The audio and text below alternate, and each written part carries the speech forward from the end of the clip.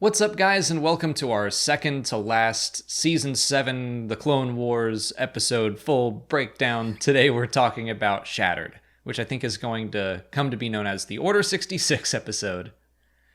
Yep. They weren't even trying to hide that it was coming. It was in the episode description. They're like, this is the one. It's like they were trying to emotionally prepare everyone. Yeah, even the preview that they released was just so ominous and like I was so tense leading up to watching this episode. I've been tense like the past 3 weeks, especially last week with Maul just like going on and on about how terrible everything's about to get. Like, they have done an amazing job of building the tension. I definitely still think that this is going to work really well as just a movie to play from start to finish, because it did feel like when it finally happens, it's this weird sense of relief, but also terror. Yeah. We were like, okay, at least it's the top of a roller coaster, and now we're on it. Yeah, and like it's kind of a bottle episode, if you could call it that, because it mostly happens on the ship. Yeah, and it's mostly focused on Ahsoka and Rex. Yeah, like we don't see Order 66 from anyone else's point of view, like we have before. And that's like, a lot of people kept asking if we would see what happened with Caleb Doom and Depa Billaba, or if we would see Cal and Jaro DePaul. And it's like, no, we don't need to do that. Like, we know what's going on. We saw the montage in Revenge of the Sith, and I think it was the right move to keep it focused on Ahsoka and Rex. I mean, Filoni called them like the main characters of the series, and definitely of this arc. Yeah, I mean, finishing off the Clone Wars with the Siege of Mandalore, it's about Ahsoka and the clones and like everything from her point of view. So yes, and I think that's exactly, Dave wanted to show everything about what's Ahsoka up to and finish off the story of the clones. Like, that's the greatest thing that I think the Clone Wars has done, is tell us the story of the clones instead of just like, well, they made a clone army and then they turned on them. Like, we just got the very tip of the iceberg in the movies. And then to learn about like the inhibitor chips. And I remember there being some pushback to that idea when the Lost episodes came out. And in Legends, it was just the clones just had these orders, and 66 was the destruction of the Jedi, and they just followed orders. Yeah. And the inhibitor chip thing makes it so much more tragic, where they don't even know what's coming. It's something they would never, ever do. And I didn't mean to jump this far ahead, but here we are. When it triggers and Rex is trying to not do it, and I didn't realize that he's like straight up crying until I was editing the review I did earlier today, and I was like getting images and stuff, and I saw a tear roll down his cheek, and I was like, oh no. Yeah, his hands are shaking when he's holding the guns. All of that, like the helmet shaking in his hands, and like he's able to get out enough that he's like look into fives, and then he starts shooting. And I'm glad, honestly, that it triggered in him, only because like that, it's the worst thing that could have happened. Yeah. And you know, we got to talk to Henry Gilroy, was it 2 years ago at DragonCon? Yeah, I think so. And he didn't really hint towards it, but when we asked him about Rex and like clones that we know and love, if they participated in Order 66, he was like, probably. I mean, well, he was at a, kind of blew our minds. We were at a panel for that. And someone talked about, well, we know that like Rex and Wolf and Gregor didn't participate in Order 66. And he just interrupted and was like, do we know that? And everyone was like, what? And he says, we know they took their chips out. That's all we know. And to be fair, Rex in Star Wars Rebels says, I didn't betray my Jedi. I took my chip out. And I do think at the time, that's probably what they meant. I think now we can, from a certain point of view, this. Yeah. And say, like, he did everything he could. He didn't willingly betray Ahsoka. He tried desperately to give her enough information. He didn't kill her. I mean, so in a way, he didn't betray his Jedi, but it's like Wolf might have. Yeah. He might have been there with Plo Koon, and who knows what Gregor was doing, but like I remember I was kind of ready for this thanks to Henry Gilroy and what he said, and he knew at that point that the Clone Wars was coming back, I think. But I don't know if he knew what they were going to do with the clones or not, but there were definitely those talks at some point. Yeah. Let's talk about the music in this episode real quick, because that was one of my favorite parts of the episode, was just how the music made you feel. It was like very somber and made you feel a little uneasy the whole time. And it just like that was steady throughout the whole episode. Yeah, just very subdued. And again, this was in The Phantom Apprentice as well. Just everything, anytime Maul was talking, and then today, especially when they're first on the ship. But like, man, they just built that atmosphere up. Yeah. No clone talks to Ahsoka except for Rex. They all salute, they all kind of acknowledge her, but there's no like commander, sir, ma'am, whatever. It's just so quiet before the storm. Yeah, they just filled you with a sense of dread, and it's so weird that like we know exactly what's coming. I said this to someone earlier today. This is proof that like you can tell a great story even when you know the ending. Like, this is engaging. We know Ahsoka lives. We know Rex lives, and it's still just like heartbreaking to watch. And we get to see a little bit of a conversation that we see in Revenge of the Sith, which is kind of cool. Yeah. Oh, but you brought up the music, and I did want to talk about like when Order 66 happens, and it brings back some of John Williams' themes again. I think it's Anakin's Dark Deeds is the name of the track. They know how to, and they did something similar in Fallen Order. Like, they bring in the Order 66 music just to really hammer home what's happening right now. Yeah. But yeah, another connection with Revenge of the Sith is that conversation of Mace going like, I sense a plot to destroy the Jedi. Like, well, you're a little late. Yeah, but it's I liked how like everyone kind of left that meeting except for Yoda and was like to Ahsoka, like, do you want to say anything else? Do you want to give Anakin a message? And she says like, no, I'll tell him when I see him. And it's just like, oh, yeah, twisting the knife. Well, Yoda had a vision of Ahsoka when he went on like his vision quest, and it's clear that he felt bad about what went down with her. I think he wanted to try to extend some sort of olive branch, and he even calls her Padawan, which I thought was nice. He's like, he still considers Mace her. calls her a citizen. I mean, that's what she calls herself first, but then he says it with like some vinegar. Yeah. Where I've seen some people defending Mace online, which is fair. Like, they're more saying that some people are dumping on Mace like the fall of the Jedi Order is all his fault, and it's not.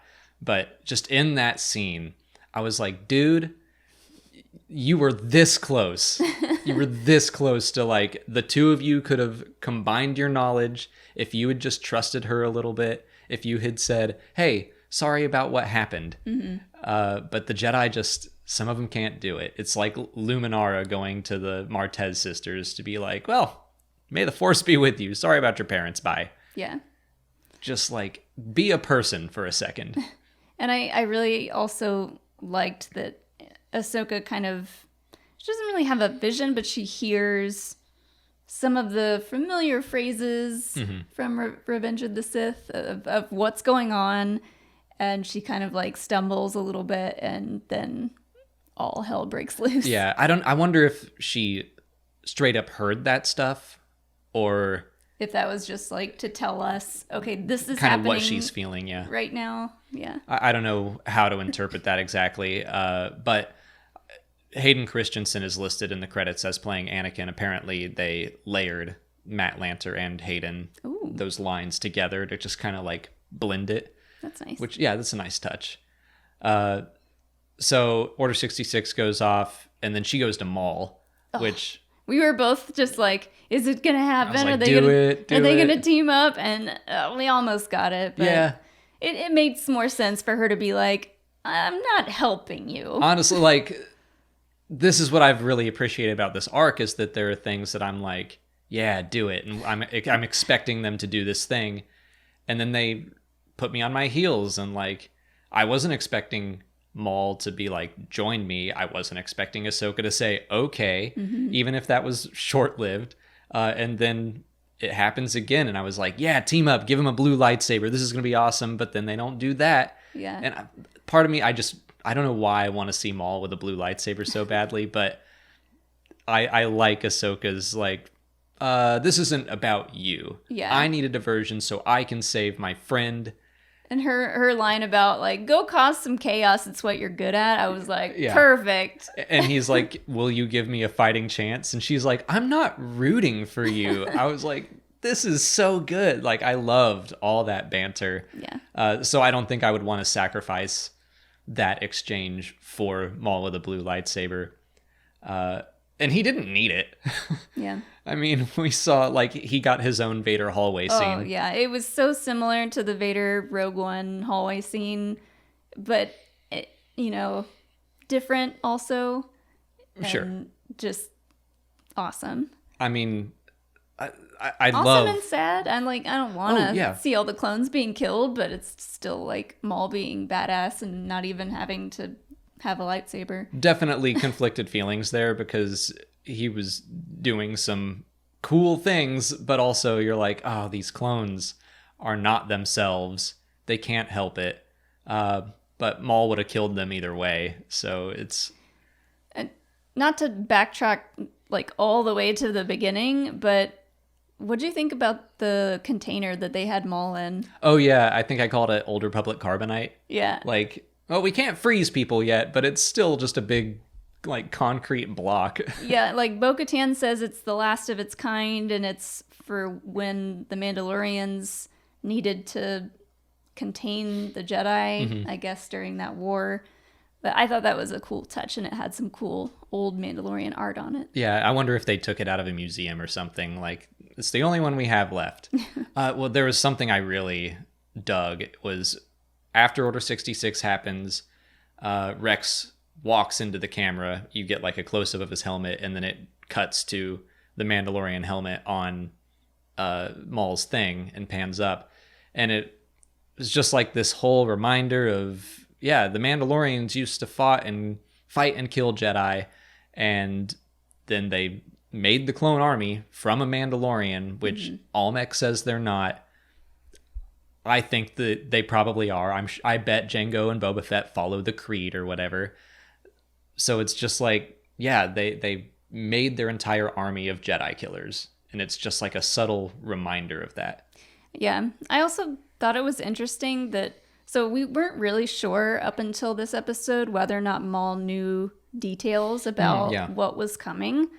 And then I guess he senses it and like puts all the pieces together, and he's just like laughing and like, oh, this is genius. Yeah, he's like, it's good. It's a good plan. Yeah. And yeah, I guess I assumed he knew all of it when he was talking to Jesse last time. He's like... It did seem like he knew details, but... He must have known. He's like, I know that the Clone Wars were orchestrated. I know that you are a part of the plan. I don't know what your part is. Right. Now he knows. Yeah, it's fun to see just how much Maul knows, and I guess now he's got it all. And I was kind of expecting him to get out of Dodge by the end of this episode. I'm glad he's still around. I want to see how he escapes. Mm-hmm. Yeah, it made me think, like, what if Maul and Ahsoka ever met again, like, before the stuff in Rebels? Would he be like, hey, thanks for letting me go? Yeah, I mean, he's not overly antagonistic to her in Rebels when they see each other on Malachor, and I assume that's the next time. He's just like, Lady Tano, good to see you again. Let's fight some Inquisitors together. Yeah, that made me want to rewatch just that part of Rebels. Yeah. It's so weird to me. On like when I think back on the Clone Wars, and I'm just like, I remember my feelings of when they were like, Maul's coming back, and now he's just one of my favorite things. Yeah. I also really loved that Ahsoka got to, because often in the Clone Wars, she gets to, I don't want to say play with, but like team up with droids. And so she finds all three of the astromech droids to help her, and they're like really excited. They want to help. And you mentioned one of them might have been. One of them, I think, is the same almost style of astromech as Chopper, and they called him Cheap. Cheap. Yeah. So he's probably like CH-33P. But he had like cheap. he had like that similar radar dish on his head. He had the same scomp link that Chopper does. He made the same kind of noises. Didn't he have like a little arm? He had a little grabber arm. And I think he was based, this droid we're seeing, I think was based off of concept art for Chopper. Yeah. So there's another small Rebels connection. Yeah. So, I mean, without their help, they wouldn't have been able to get Rex where he needed to be and ultimately find the chip, because they're kind of, one of them's like holding onto the door and one of them's like doing the scans, and then there's a medical droid there, and they also carry him to the med bay. Yeah. But they don't see the chip in the scan at first. Yeah, I was wondering about that, but they don't see it until Ahsoka and Rex kind of like mind meld and do the I'm one with the Force is with me. Yeah, so like, is there some kind of, did Sidious put some kind of force field, like, so that they wouldn't be detected in normal medical scans? Maybe. I mean, they knew they had them, but maybe once Order 66 happened, they couldn't be detected with a scan. I think that there probably was something to keep them somewhat hidden. I don't know if the Force allowed it to be found or what. I mean, it does. I think it's like some sort of biomechanical chip, so there is a living element to it. Mm-hmm. I don't know exactly what to think about that whole thing. But we got Ahsoka chanting. Yeah, another Rogue One connection there. Mm-hmm. I love that they're taking all of these little cues from some of the newer movies, mostly The Last Jedi and Rogue One, now that we've seen. Yeah. But it's been nice. It feels like this arc is taking a lot of the lessons of just the Clone Wars, but also Star Wars as a whole. We just watched the Mortis arc recently, and I very much felt like Ahsoka was Anakin from the Mortis arc, and Rex was Ahsoka fallen to the dark side, where they know something's wrong, but they're not going to give up hope that they can help their friend. Mm-hmm. Even when Ahsoka dies in that arc, Anakin finds a way to bring her back with the help of, Force gods. Yeah. But I think it's a very similar thing where Ahsoka refuses to abandon hope for Rex. Yeah, it's a nice parallel. Mm-hmm. I also wanted to talk about, I mentioned this in the review, but just Rex fighting Order 66 and eventually breaking its spell. That happens in the Kanan comics. Mm-hmm. And if you haven't read them, it's one of my favorite moments in Star Wars comics, because that's kind of the first time we saw that happen, is a clone snap out of it. And it's done very, very well. And that whole series has been available for a while. So I would just recommend, if you like this arc, you'd really, really like that issue, I'm sure. Yeah. And I know they probably just did this for time, but I was shocked at how quickly they were out and they got the chip out of his head. The medical droid must have just been like, shoop. Yeah, just a little like, grabbed it. And then he wakes up, because I was like, wait, did Ahsoka just turn off the chip? But no, you can kind of see. He's got his little bandage. Yeah, so there's a scar for when we see him later. Yeah. So one more episode to go, which is on Monday. I don't honestly know how it's going to play out or end. I mean, the Ahsoka book gives some hints, but a lot of it having to do with the Siege of Mandalore is kind of being rewritten. So I don't know if they're going to keep what they originally told E.K. Johnston in the final version or not. Yeah. So who knows? And even if I do know how it ends, I've been enjoying this ride so much. Yeah.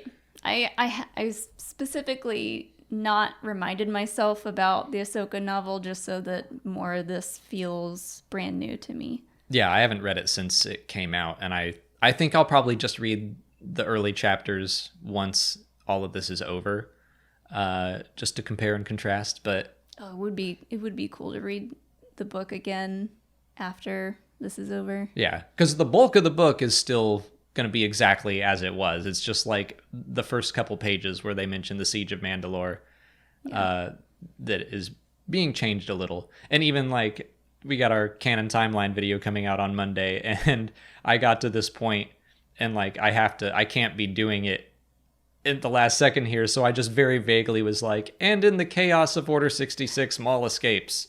Like, I know that happens somehow. Assume, yeah. Well, I cannot wait. I know several people are going to make a super cut of Revenge of the Sith and all of these episodes, and I cannot wait to sit down and watch them like spliced together. Yeah, that's going to be fun. Someone will probably do a supercut of like all just Order 66 as well. Yeah. Just like every time it's happened in the movies and now in TV and in the video games, even pull in some legend stuff. I don't know. Yeah. Anything else to say about this episode? I don't think so. I'm ready to see the end. I'm both ready and not ready. Yeah. Yeah. I'm sad to see it go, but it has gone out on such a high note. So bring on May the 4th. Yeah. Well, let us know what you guys thought of the episode in the comments. If you haven't already, please like this video, subscribe to the channel. Follow us on Twitter, Instagram, and Facebook. And consider checking out our Patreon page, where we will soon have an audio commentary up for this episode, and we've done all of the other episodes of Season 7 already. As always, thanks for watching, and may the Force be with you.